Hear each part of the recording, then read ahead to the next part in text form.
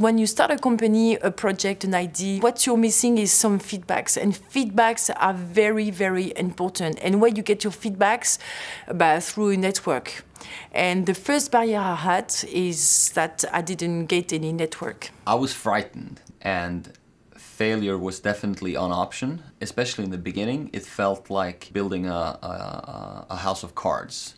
It felt so vulnerable. The first worry is making revenue. You need to find customers. You're going to hire 1 or 2 or 3 people, and you have to pay those salaries every month. And there is a gap in between the moment that you have to pay things and that you get the revenues, and then you say like, oh, we need a bank. You suddenly see that they are asking guarantees. Once you have 1 or 2 customers, that's great, then you're making money, but then the second worry comes in, and that's, okay, we have to satisfy these customers. Our product on a technical side got broken down. The developers, the engineers on my team said, there's no way we're gonna get this working again. And we're like, okay, what do we do now? What are we going to say to our investors and whatsoever?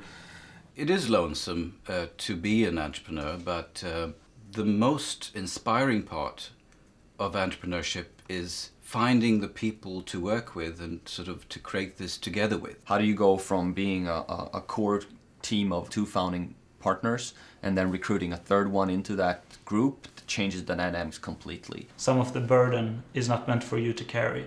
And some people are really great at doing some things and you are good at doing something else. But it takes time. As a first-time entrepreneur, it takes time to be able to let go. And that sort of takes away a lot of the loneliness. But of course, the tough decisions you'll have to do yourself. And I guess you get used to it after a while. And I make some mistake in my professional life. I lost money, but I make some success also. And it's where is the beauty of the human being. You learn from your mistake, and then also you learn from your success.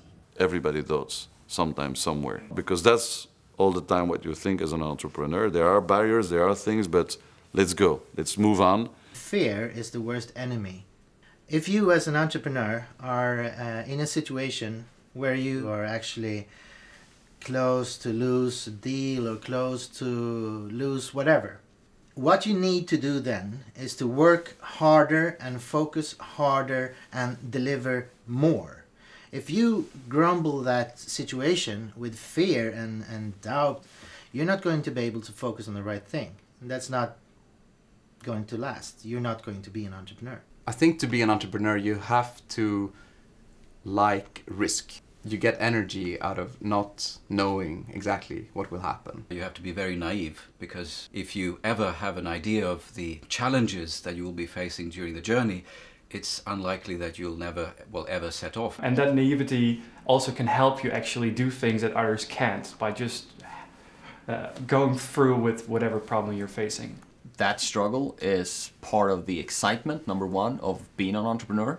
And number 2, it's also part of how you become better. You will not have all the answers from the beginning, and you should not be afraid of that. When you have an idea, you have to talk about it, and to get some feedbacks, you need to speak to other entrepreneurs, because all the entrepreneurs have the same problems. It doesn't make you vulnerable. It makes you stronger to talk about them, to realize what those doubts are and how you can then deal with these doubts. I really think it's important when you're a first-time entrepreneur that you need to get advised by people that already did it. So network and find your mentors, because they all use the paid-forward principle, being that in the end, they don't want something back. They know that if you're successful, you're gonna help them in a later phase.